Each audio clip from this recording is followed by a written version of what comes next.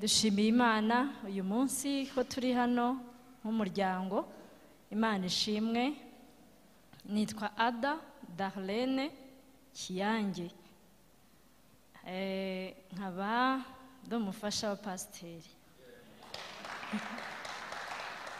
Turashima Imana ibana natwe. Imana niyo yaduhuje, nabivuzeho ubushize. Mushumba mukuru ntabwo yari ahari, wenda nabisubiramo gakeya. Njye nari umukobwa w'umuvugabutumwa, hanyuma nawe yari umusore w'umuvugabutumwa. Ariko usibye kumubona ahagaze hano nta handi nari muzi. Hanyuma Imana itangira kunganiriza ko ari we tuzabana, ariko ntabwo nari nemerewe kubimubwira. Bimara imyaka 6 nzi neza yuko ari we tuzabana, kandi sinari mfite uburenganzira bwo kubimubwira.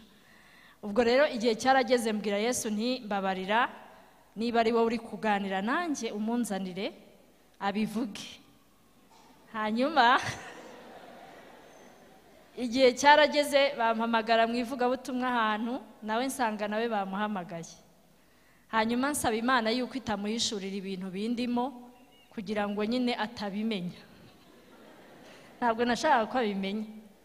Hanyuma dusohotse yarambajije, yambwiye ko ashaka kunganiriza. Arambaza ati ese nzaze ryari kugusura? Hitamubwira ntuzaze ejo.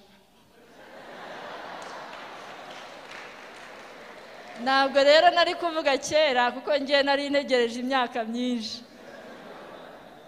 Aje rero nta bintu byinshi yambwiye, yanganirije ijambo ry'Imana, ariko ryajwi rimbwira ko ari we tuzabana. Noneho nararyumvise cyane. Hanyuma nkajya nemerera Yesu, ngiye nemereye Yesu. Hanyuma nkagira ngo arahita bivuga, ariko yatashye ntabyo avuze. Nongeye gutegereza amezi 5 turi kumwe, ariko noneho tuvugana, ariko nanone ntaravuga yuko hari ikintu nzi muri ayo mezi 5. Hanyuma igihe kiragera rero atangiye kuguzana ibiganiro byo kumenya uwo bazabana, nibwo twabashije kubivugana. Noneho numva ndaruhutse mu mutima, shima Imana. Buriya iyo ufite iyerekwa cyangwa ubuhanuzi utazi yuko ari Imana iri kuvugana nawe, uba ufite ubwoba. Ariko mbonye yuko bya bintu bitari ukuvangirwa, n'ukuri nashimye Imana. Amen. Hanyuma ikibazo twahuye nacyo nuko ngiye nari bucura iwacu, ngiye ndi bucura mu bana 9. Muri kumva bucura watese nyine, utarigeze ahura n'ikibazo na kimwe, utarigeze mbega ngiye ntabwo ibintu by'ibibazo n'ukuri Imana yarabindinze. Sindarara ubusa na rimwe, nta bintu by'ibibazo nzi. Hanyuma duhura nawe ari imfuri wabo, yarahuye n'imibabaro myinshi, ya yindi yo kugera ku kanyuma, mbega yitwa ya besi. Muri kumva ibyo bintu, abo bantu babiri kubahuza mu rugo ntabwo byari byoroshye, kuko ngiye nashaka ko dukomereza aho byari bigeze. Hanyuma rero Yesu yaradufashije kugeza uyu munsi, turashima Imana. Ntabwo yasekaga, icyo yavugaga ari imigani gusa, yacaga imigani myinshi cyane. Yacaga imigani irenze ukwemera. Hanyuma icyo mubajije agaca umugani, kandi ntaseke, akagira ngo twese duceceke ntituvuge. Kandi twebwe iwacu ni ibirori, ni ukubyina. Nashyiramo umuziki ngo tubyine nkabona nta bihari, kandi ni radiyo agahita ayizimya. Byari ibibazo byinshi, ariko Yesu yagiye adufasha gusenga, nibyo byadushoboje kuba uyu munsi. Amen. Kuba uyu munsi dushobora kuba turi gukorana umurimo w'Imana, burya ni Yesu wenyine wadufashije. Rero nagira ngo mbabwire ngo mukomeze mukundane, challenge ntago zabura, ariko Yesu afite umugambi ku rugo rwanyu nkuko afite umugambi mwiza ku rugo rwacu. Abajene namwe musenge, Yesu azabagirira neza. Murakoze cyane. Haleluya. Ayo mashini muyongere.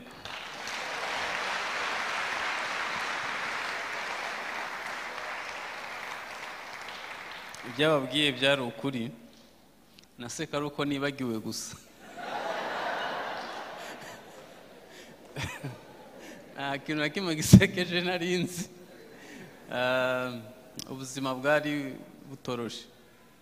Mu by'ukuri sinumvaga umuntu wari useka nk'aba guteze. Umuntu aseka gute? Hanyuma ndashimira abashumba bahisemo ko twaza gusangira namwe ijambo ry'Imana. Mu ntiza amashi tuyabahe. Ndashimira bitabiriye bose icyumweru iminsi 14 y'umuryango. Hano hari hahindutse nko mu rugo. Mbega ukuntu byari biryoshe. Hari muri famiye, nyine twahinduye kuba famiye. Ubuzima bwo mu muryango buraryoha. Hanyuma intego yacu iravuga ngo kudatatira igihango nk'ihame ryo gutanga ubuzima. Kudatatira igihango cyangwa se kurinda igihango, hanyuma ukaba umuntu utanga ubuzima, utembesha ubuzima mu bandi. Imana niyo yatangiye umuryango mu ngobyi ya Edeni, hanyuma byari umunezero wayo kubana n'abantu. Gusa Adamu na Eva baje kuyitenguha, bakora ibyo itifuza ko bakora. Imana ikomeza gushaka uburyo, kuko umunezero wayo ari ukuba mu muryango. Kuri Adamu byanze, yahise ikomezanya na Seti. Nyuma ya Seti, Enoki agendana n'Imana. Nyuma ya Enoki, Imana ikomezanya n'umuryango wa Nowa. Birakomeza kugeza ubwo yaje guhamagara umuryango wa Aburahamu, bakava muri Uri y'Abakarudaya, Imana ikagendana nabo. Bibiliya iravuga ngo icyatumye itoranya umuryango wa Aburahamu ngo kwari ukugira ngo yigishe urubyaro rwe kubaha Imana. Muri make Imana yifuza gukomeza kuba mu muryango. Na n'uyu munsi kiracyari icyifuzo cy'Imana kwikomeza kuba mu muryango. Nabonye amakupure menshi hano nishimye cyane, ariko nagira ngo mbasabe, turangije kwakira abana hano, abakibyara mujye mwiga kwakira umwana mu bice bitatu: umwuka, ubugingo n'umubiri. Kubera ko kororoka ni ihame ry'Imana. Nitunasoza turasengera abategereje urubyaro, ariko ntabwo dukwiye kubyara mu mubiri gusa. Oya, ahubwo niba tuvuga gutembesha ubuzima cyangwa se gutanga ubuzima, dukwiye kubutanga mu mwuka, mu bugingo no mu mubiri. Reka ntange urugero. Ushobora kororoka uri urubyaro rwo kwa Kayini cyangwa ukororoka urubyaro rwo kwa Seti. Reka mbabaza, urubyaro rwo kwa Kayini n'urwo kwa Seti ubwinshi ni uruhe? Mu isi urubyaro rwo kwa Kayini n'ubwubaha Imana ubwinshi ni uruhe? N'urwo kwa Kayini. Byaba bibabaje rero ko mu itorero hari abantu babyara urubyaro rutubaha Imana kuko babyara mu mubiri gusa. Ukabyara umwana atacuzamarira mu marangamutima, ukamusigira televiziyo agasigara areba filime gusa, utazi ibibera no mu rugo iwabo. Kujya gushaka ubuzima kikaba ikiguzi cy'abana bawe, ugasakirifya urugo hanyuma ukajya gushaka ubuzima. Yewe n'abapastori hari ubwo dukora amakosa, tukaba mu rusengero gusa abana bakatubura. Mwebwe hano mufite smartness, ntabwo mwakora ayo makosa. Twebwe twarayakoze. Ngira ihuriro ry'abana b'abapasiteri bageze mu 1200. Twahisemo gukora umuryango wabo bava mu matorero atandukanye. Kimwe mu bintu binubira nuko batigera babona ababyeyi. Kandi koko abapasiteri bita ku muryango mugari w'itorero, rimwe na rimwe abana bakababura. Nagira ngo mbabwire ko dukwiye kwiga kwakira abana mu bice bitatu: umwuka, ubugingo n'umubiri. Birashara umunezero w'Imana ko Imana iba mu muryango. COVID-19 twese yaratubabaje kandi yatumye haba ibihombo n'ibintu byinshi bibi, ariko hari akantu keza yakoze iwacu. Ako kantu keza twamaranye n'umuryango amezi 3. Bari barambuze. N'ahandi nari bujye. Icyo gihe twagiraga igihe cyo gusengana, gusangira, gukora na siporo, ubuzima bwose tukabusangira.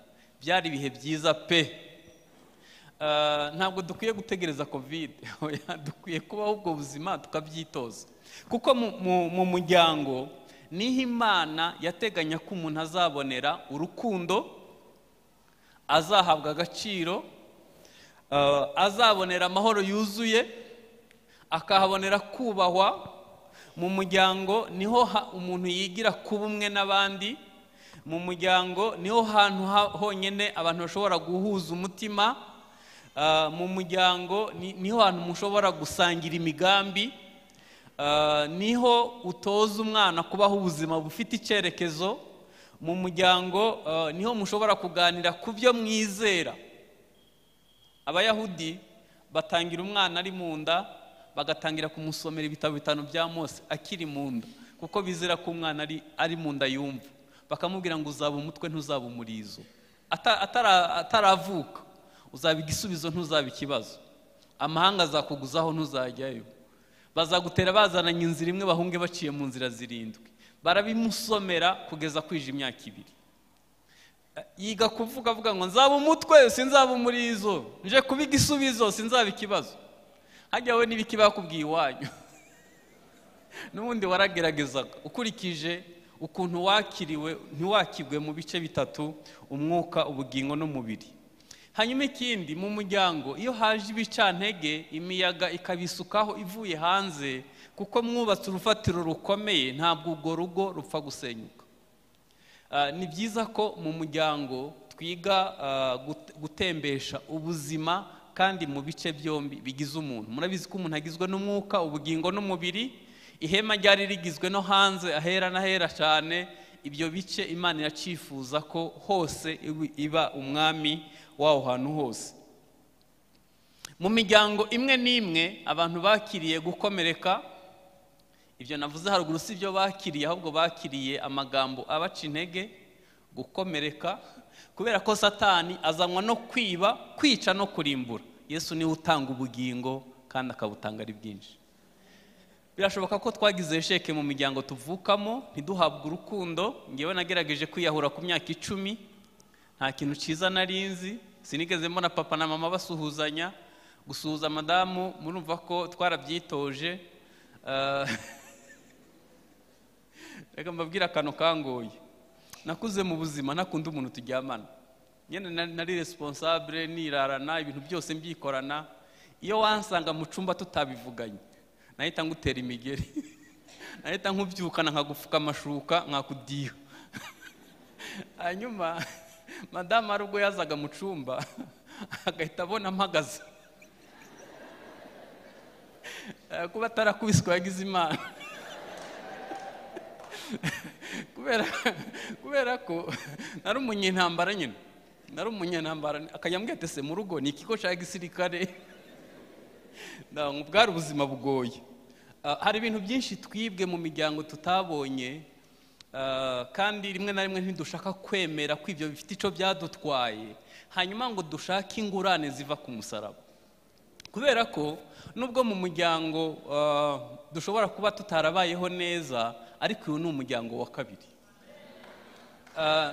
Hano ukwiye bizarenge ku kubabarirwa ibyaha, ahubwo wakire n'ibindi byiza byose biva muri Kristo Yesu, nibwo uzabona gutanga ubuzima bwuzuye. Nagira mbabwire inkuru nziza, ibyo mutahawe n'ababyeyi nibyo society itaguhaye, mu maraso ya Yesu birahari, ndabizi neza.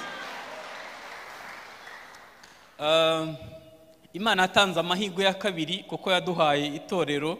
Iyo usomye Yesaya 61 ni igice nkunda cyane, umurongo wa 1 kugeza ku murongo wa 4, haravuga ngo umwuka w'umwami Imana ari kuri nge, kuko Uwiteka yansize amavuta ngo mbwirize abagwaneza ubutumwa bwiza. Yantumye kuvura abafite imvune mu mutima, no kumenyesha imbohe ko zibohowe, no gukingurira abari mu nzu y'imbohe. Kandi yantumye no kumenyesha abantu umwaka w'imbabazi z'Uwiteka, n'umunsi Imana yacu izahoramo inzigo, no guhoza abarira bose. Yantumye no gushiraho itegeko ab'Isiyoni barira, ryo kubaha ikamba mu cyimbo cy'ivu, n'amavuta yo kunezerwa mu cyimbo cy'ubwirabure, n'umwambaro w'ibyishimo mu cyimbo cy'umutima wihebye, kugira ngo bahere ko bitwa ibiti byo gukiranuka byatewe n'Uwiteka, bimuhesha icyubahiro. Amen. umurongo wa 4 aravuga ngo bazubaka hasenyutse. Ibyasenyutse n'ibyapfuye twe kubyitaho, twibagirwa ibiri inyuma dusingira ibiri imbere. Tuzubaka imiryango myiza kandi tuzabona ikamba mu cyimbo civu, tuzabona ibyishimo mu cyimbo cy'umutima wihebye. Imana izatwubaka. Reka mbabwire abantu bubatse ingo bari hano n'abajene bitegura kubaka, umuntu yubaka uko yubatse imbere muri we. Abahungu bajya bavuga ngo ariko ngo ubundi ngo ninde mukobwa nakwemera, ahubwo uzajya wibaza ngo nkurikije ukuntu nubatse nabi ninde mukobwa yanyemera. Bizakorohera kuko nuba wubatse neza, Imana izaguhuza n'undi yubatse neza, hanyuma mwubake neza bishoboke. Bibiliya tubwiye ngo Imana ishobora gutanga ikamba mu cyimbo civu. Hanyuma dukurikije uko Imana yifuzaga ko umuryango uba wubatse, Imana ni umutwe wa Yesu. Hanyuma umutwe w'umugabo ni Kristo, umutwe w'umugore ni umugabo. Isi iriho irasenya uko byari byubatse, aho ibihugu bimwe na bimwe biteye imbere habanza umugore, hagakurikira umwana, hagakurikira imbwa cyangwa ipusi, umugabo akaza nyuma. Ndabizi neza ariko ibyo bihugu mvuze bimeze bityo, iyo hubatswe ingo 10, 8 zose zirasenyuka. Niho bigeze. Twebwe ntabwo turageraho, ariko aho turi naho ntihashimishije. Umuvuduko w'isenyuka ry'ingo uteye ubwoba. Kubera iki? Imana ihiragenda iva mu rugo, hagasigara amahame n'amategeko n'ibindi, Imana itakiri ya mbere. Iyo tuje hano dusabana n'Imana, hanyuma uko Imana igenda ibi ya mbere mu buzima bwacu, nibwo umuntu ahinduka umugabo mwiza, ubasha kuzuza inshingano, agahinduka umugore mwiza azi kuganduka no kuzuza inshingano ze. Nababwiye ngo ibyo tutigiye mu miryango aho tuvuka, muri Kristo Yesu birashoboka. Kugira ngo umuntu atembeshe ubuzima cyangwa se atanga ubuzima ku bagize umuryango we, akwiye kuba yubatse neza mu mwuka, mu bugingo no mu mubiri. Reka mvuge utuntu duke, ubu ndasa nkaho mvugana nawe ku giti cyawe, kubera ko ibintu nabonye mu rugo biratangaje. Duhora dutungana intoke, ntiyangira iyacya, ntiyakoze ibi, ntiyakoze ibi. N'abagiye gutandukana ntawemera ububi bwe, ntawemera uruhare rwe, ahubwo haravuga ko mugenzi we ari we mubi. Kandi Yesu yaravuze ngo abafarisayo ngo hari ukuntu ngo bazi gutosora agatotsi kari mu jisho rya mugenzi wabo, ngo mu ryabo harimwo umugogo, madiriye yose. Nawe ndebera ikimadiriye kiri mu jisho, ukajya ubwira umuntu ngo we ntureba neza kandi we warashize. Dukwiye kureka kwitana ba mwana, ahubwo umuntu akagiye yibaza ngo nubatse nte mu mwuka, mu bugingo no mu mubiri. Kubera ko iyo bivuze gutembesha ubuzima, si kuri wowe gusa, nabo mukorana, nabo musengana, n'abaturanyi bawe. Hari ubwo ujya muri ofisi umuntu akakwakirana umujinya, ukibaza hari ikindi twapfaga, ko ari bwo bwa mbere mbonye, kumbe mu rugo byaramucanze. Niba bigera igihe ugatanga serivisi mbi kandi aricyo ushinzwe kwakira abantu, ni ikigaragaza ko udashobora, iyo urugo rutubatse neza ntushobora gutanga umusaruro mu kazi, n'abaturanyi babihomberamo, n'abakwegereye hafi bose babihomberamo. Kugira ngo utembeshe ubuzima, utange ubuzima, ugomba kuba wubatse neza. Icya mbere ugomba kuba warakijijwe. Uwiteka iyo atari we yubaka, abubaka baruhira ubuzima. Hanyuma akabazo koroheje, wahuye na Yesu ku giti cyawe, urumva koko uri umwana w'Imana? Urugo rushobora kubaho rudakijijwe, abantu bafite indangagaciro ziva mu muco nyarwanda, akaba ari umuntu wiyubaha, akabana neza na mugenzi we. Ariko nge nemera urugo rusa nk'ubwo Imana yavugaga iyo abantu bombi bakijijwe. Hari igihe tuvuga ngo urugo rwasenyutse, ariko mu by'ukuri rutarigeze rubaho, ukurikije icyo Bibiliya ivuga ku rugo. Icya mbere, kugira ngo utembeshe ubuzima, utange ubuzima, ni ukuba warakijijwe. Hanyuma icya kabiri, ukwiye kuba uri umuntu uhinduka ku ngeso, ku giti cyawe. Kubera ko kimwe mu bintu bituma ingo zisenyuka cyangwa se tugatanga ubuzima butuzuye, ni uko ingeso wanze guhindukaho bigera igihe ukanazitirira mugenzi wawe. nubona umukristo udahinduka ku ngeso uzabitinye. Gukizwa no gutsindishirizwa, ariko kubamba ingeso ku musaraba ni ikintu cy'ingenzi. Muzi kugira ngo Kristo atugereho ntiyatekereje ko mwana n'Imana ari ikintu cyo kugundirwa, yisiga ubusa, yambara ishusho y'umuntu, araganduka, ntiyanga no gupfa urupfu rwo ku musaraba. Nicyo cyatumye amavi yose ubapfukama, indimi zose zigamye ko Kristo ari Uwiteka. Niba ushaka gutanga ubuzima, ukwiye kwiga guhinduka wowe ubwawe. Icya gatatu, ukwiye kureba niba udafite amarangamutima akomeretse, kubera ko nta muntu atanga icyo atahawe. Uzandebera ukuntu abakobwa bagufi bambara inkweto ndende, nta santimetero iba yiyongereyeho, ariko kubera igikomere cy'ubugufi agahora amanitse. Iyo bakubwiye ngo mu kanwa ntihasa neza, isi yose ugira ngo ukaba urangije, nta wakubonera mu kanwa, kuko mu kanwa nyine ntuhizeye.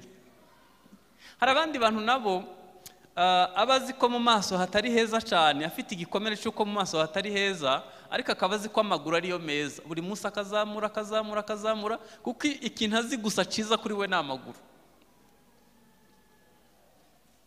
Abantu benshi bariyanga, bafite ingingo banga ku mibiri yabo kubera amagambo abacisha bugufi bahuye nayo mu muryango. Uyu muntu ufite umutima ukomeretse ntabwo bizamworohera kubaka urugo no gutanga ubuzima mu bandi, kuko umutima we uratsikamiwe. Nyamara abadamu yakira umukozi akamusigira umwana yakingiranye isukari, ari we ubwo mumbwiza ukuri, isukari n'umwana igifite agaciro kuri we ni iki? Ni isukari, kuko yayinywe yatinze.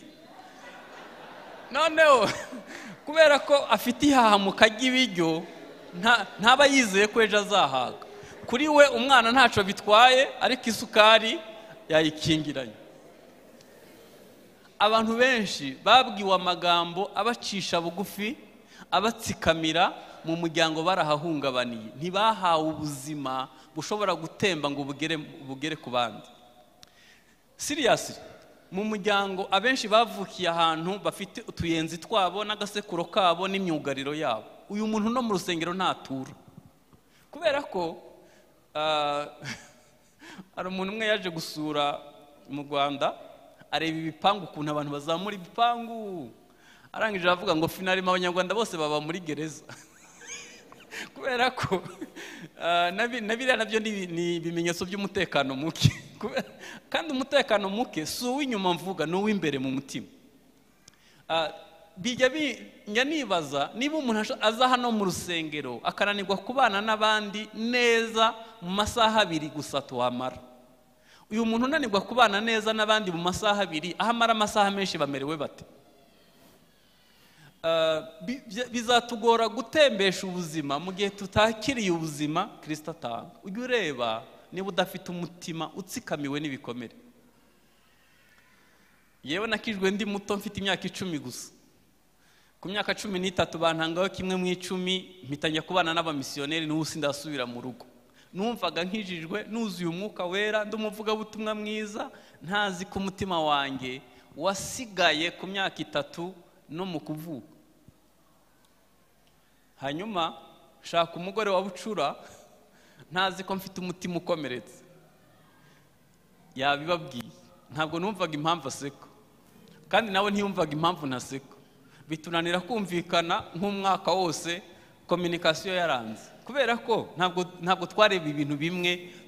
Niba hari umuntu ugoye kubana n'umuntu yakomeretse, umubwira A akumva Z. Icyo ushaka kuvuga si cyo yumva, kuko umutima we urahungabanye. Nagira ngo mbabwire inkuru nziza, Yesu ntakiza ibyaha gusa, akizana umutima ukomeretse. Umuntu umwe yarambwiye ngo papa na mama babanye nabi, umugore wanjye nzamubanira neza, kubera ko sinshaka ko umugore wanjye azababara nk'uko mama yababaye. Bari abakristo bombi. Namubwira uri umugabo mwiza. Mpita mpamagara umugore we ndamubaza, umerewe ute? Aravuga ati ahubwo arenda kutwica. Abice gute kandi afite intego nziza? Aravuga ati aratwetufa, aduheza umwuka, aradusera ku buryo twumva tutisanzuye. Mpita mbaza uwo mugabo, ese uzi ikibazo ufite? Avuga ati njye nari nzi ko ngerageza. Ndamubwira, utangira ibyiza mu bikomere. Wagomba kubanza gufata ibikomere watewe naso ukabizana ku musaraba, Yesu akabigukiza, akaguha ingurane zo ku musaraba, akaba arizo uha umuryango wawe. iyo tuvuga gutembesha ubuzima ukwiye kubanza kureba niba mu gice cy'umwuka, mu bugingo no mu mubiri nanone urugo rwakigwa muri ibyo bice bitatu, ukareba niba hubatse neza. Mbwira abajene turi kumwe hano, fiyansaye igizwe n'ikinyoma gusa. Mwembi muhura muhumeka gahoro, ntawe ureba mu maso y'undi, mwembi muhura mwambaye, mugahurira muri resitora mugasangira, niyo urakaye ntumarayo, ariko umunsi wagezeyo uzamenya niba ryamagona, uzamenya icyo gihe yarakaye nyine amarayo. Icyo gihe iyo utamenye ko urugo ari fiyansaye ari ukumenya gusoma hagati y'imirongo, ukibaza ngo uyu muntu yahuye na Yesu, yubatse ubusabane bwe n'Imana, uyu muntu ahinduka ku ngeso. Utwo tuntu utitayeho nitwo tuzasenya urugo rwawe. Hanyuma icya kane, kugira ngo utange ubuzima ugomba kuba umwigishwa wa Yesu. Si uko umwigishwa gusa, ukagira na disipurine ye. Ntabwo waba umudisipure wa Yesu udafite disipurine ye, ntabwo byashoboka. Abantu benshi barakijijwe, bari mu rusengero ni byiza, ariko ntabwo bahindutse kuba bigishwa. Kuba umwigishwa ni uguhinduka mu mitekerereze, ni uguhinduka wese. Bibiliya iravuga ngo ndabinginga kubw'imbabazi z'Imana mutange imibiri yanyu ibi bitambo bikwiriye, niko kwikorera gukwiriye. Ukwiye guhinduka kuba umwigishwa, ugahinduka mu mitekerereze, n'ibyo wakuye iwanyu byose ukabisiga, ukaba umwigishwa wa Yesu. Hanyuma ikindi cya gatanu ni ukubaho ubuzima bufite icyerekezo. None se niba wica gahunda ukiri umusore, utekereza ko uzayubaha ugeze mu rugo? Reka mbabwize ukuri, umuntu yica isaha n'umuntu yamwica bigakunda. Ngewe ndabizi neza. None se bakubwiye ngo ujya kuburira Ndizera, ugahita ubanza kwisiga no koga, wasanga Ndizera akihari? Karame, urupfu rwe ntabwo waba rugizemo uruhare, kuko wamenya amakuru hanyuma ntiwakoresha igihe neza. Yesu yigeze guhagarara kuri Yono kuwa gatatu, kuwa kabiri, hanyuma bamwereka inyubako y'urusengero kugira ngo yishime, ararira. Ahita aravuga ngo Yerusalemu wica abahanuzi, ugatera amabuye abagutumweho, kuko utamenye igihe cyo kugendererwa. Abanzi bazakurundira amabuye bagusenye, nta buye rizasigara rigeretse ku rindi. Nubwo mwumva mbivuze mu magambo yoroheje, Abisirayeli batakaje igihugu cyabo kuva muri 70 kugeza ejo bundi mu 1480. Bari bazize gusa ko batamenye igihe cyo kugendererwa. Torero twahuriye hano uyu munsi, nutamenye igihe cyawe ngo ukikoreshe neza, uyubake mu mwuka, mu bugingo no mu mubiri. Imiyaga isenya yo irakomeje, abantu bazakomera bonyene n'abantu bafite ubuzima buva kuri Kristo Yesu.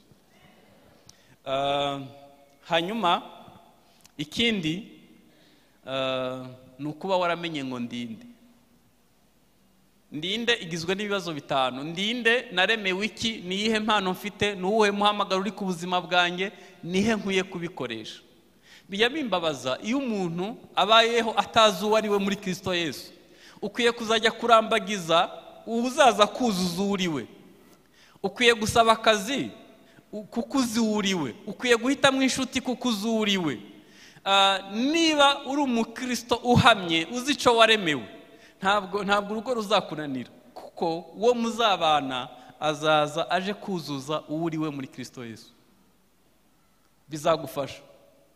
Hari igihe tutabiha agaciro, ariko ukwiye kumenya ngo ndinde muri Kristo. Niki Imana yandemeye, nuwuhe muhamagaro uri ku buzima bwanyu, niyihe mpano mfite. Hanyuma ikindi, ukwiye kubugirana ubusabane n'Imana ku giti cyawe, kugira ngo utange ubuzima, utembeshe ubuzima. Mwibuke ko turi kuvuga kurinda igihango nk'uburyo bumwe bushobora gutuma dutembesha ubuzima, dutanga ubuzima ku bandi. Iyo ngeze ku busabane rimwe na rimwe numva mbabaye, kubera ko abantu twakomotseho, Enoki yagendanye n'Imana, yubatse ubusabane n'Imana, Imana imutwara mu ijuru adapfuye. Nowa, Imana yamuhishuriye ibintu bisigaje imyaka 120 bikaba. Aburahamu, Imana yigeze ivuga ngo narimbura gute Sodomu nta bw'inshuti yanjye magara Aburahamu, ibyo ngiye gukora. Yosuwa yahagaritse umuzenguruko w'isi. Mose yashobora gutanga igitekerezo mu bwami bw'Imana. none kwizera kwacu kungana n'ibirayi byo mu ruhengeri n'inzu yo kubamo, uwaguze imodoka aba yakomeye. Yesaya yahanuye Yesu asigaje imyaka 600 ngo avuke. Mukurikije intege nke dufite niki tuzaraga generasiyo izakurikira? Niba tutubatse ubusabane, niba agakiza kacu koroshe kagushwa n'amagambo gusa, hari abandi bajugunyiwe intare bagakerezwa inkerezo bagatwikishwa umuriro ntibagwe, twebwe tukaba tugushwa gusa nuko wagwaye ntibagusure. Beneda dukwiye kubaka ubusabane tugashaka ubuzima tuzaraga abandi. Nagiye gusenga ahantu mpahurira n'umuntu utarabona urubyaro, arasenga ubwoba buranyica, amaze imyaka nka 18 nta mwana arabona. Yabwiye Imana ngo Mana nsenge ibisekuru 5 bizankomokaho, ntihazabemwe umurozi, ntihazabemwe umutinganyi, ntagire uzapfa yiyahuye, ntage n'uzabyara ikinyendaro. Ndibaza ndakijijwe nsubire kwigira umubatizo kuko ngiye mfite dive na Dani sinari bwasengera abagore babo. Ntabwo twabuze ibyo dusengera, nuko tutagira ubusabane n'Imana, nuko tutubatse ubusabane, nuko tudatekereza generation izakurikiraho, nuko tutubaka ubusabane n'Imana dutekereza gutembesha ubuzima ku bandi. Nagamba mbabwire ko itorero nubwo ingo zirimo gusenyuka hanze, itorero n'iryo Imana ifite mu ibyiringiro. Nitubitabaza ariko gitereko cyaryo tukaba umunyu w'isi, tukaba umuco uvira amahanga, uyu muyaga wo gusenyuka kw'ingo uzahagara. Tuzaramira izitari nke, izizaduhungiraho zije mu nzu y'Imana nta kibazo zizagira, kuko zizadusangana ubumwe twubatse neza dusabana n'Imana. Kugira ngo utange ubuzima ukwiye kuba ufite ubuzima bwawe na Kristo. Nahoze mbwira abagabo ngo hirya y'uko uri umugabo wibuke ko ari undi mugabo yitwa Yesu, ukwiye guha raporo buri munsi ukamusaba n'ibyo usangiza abagize umuryango. Hari igihe twibwira ko kurera abana bato bigoye, ariko nibinjira muri adolescence nabwo uzamenya ko bigoye. Ni byiza ko twubaka ubusabane. Ikindi ukiga gukunda Imana ku giti cyawe, hanyuma ugakunda mugenzi wawe nk'uko wikunda. Nyambona mu miryango abantu bikunda kandi babitangira ari bato.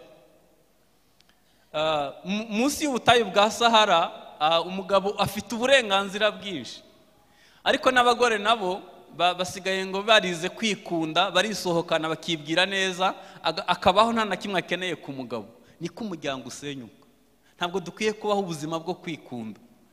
Ukwiye kwiga gukundisha Imana umutima wose, hanyuma ugakunda mugenzi wawe nk'uko wikunda. Urugo ruzaryoha, ubuzima buzakuryohera. Hanyuma ikindi gikomeye, dukwiye kuba buri munsi tujya mu byanditswe dushakisha icyo Imana ivuga ku muryango. Hanyuma icyo Imana iguhishuriye mu ijambo ryayo akaba ari cyo usangiza abo mubana mu muryango, kandi ukitoza kubaho ubwo buzima.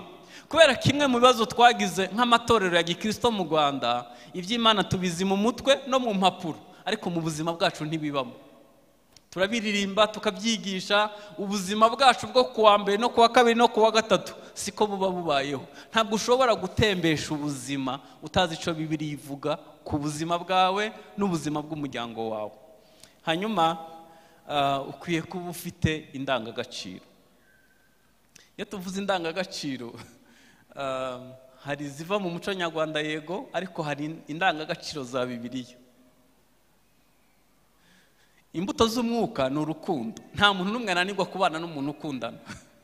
Ni amahoro. Ahantu hari amahoro umuntu wese yiyumva neza. Ni ibyishimo. Ntabwo urugo rwasenyuka wishimye. Ikindi ni ubugwaneza. Umuntu wese yishimira kubana n'umugwaneza. Nitwera imbuto z'umwuka tuzaba dufite indangagaciro zidushoboza kubana n'abandi amahoro. Bizadufasha gukora icyo Imana yifuza ko dukora.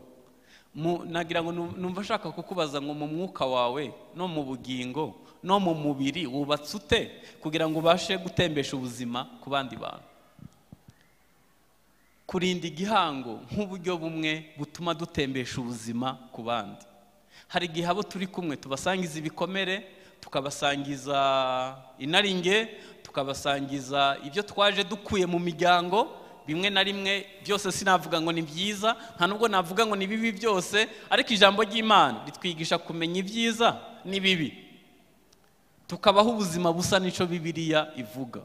Imana iyo tuje muri uyu muryango wa kabiri witwa itorero, Imana iduha amahirwe tutagiriye mu muryango wa mbere no muri sosiyete, tukabona izindi ndangagaciro, bityo bizatuma hasenyuka ingo zo hanze, izo mu rusengero zibe zikomeye. Abantu benshi bazaduhungiraho baje gushaka icisi datanga. Impamvu ntasambana nuko naba mpemukiye Yesu. Mbere yuko nsezerana na madamu twabanje gusezerana na Yesu. Impamvu ntakora ibyo abandi bapagani bose bakora nuko hari umuntu umwe twasezeranye, kandi hari umunsi umwe nzi ko nzahagarara imbere ye. Uwo munsi azambaza niba narabaye uwo kwizegwa ku byo yampaye gukora. Ukwiye kumenya ko ari umunsi umwe uzahagarara imbere y'Imana. Ibyo bitume wubaka ubusabane bwawe n'Imana, bizagufasha kubona icyo usangiza abagize umuryango. Twunamisha amaso dusenge.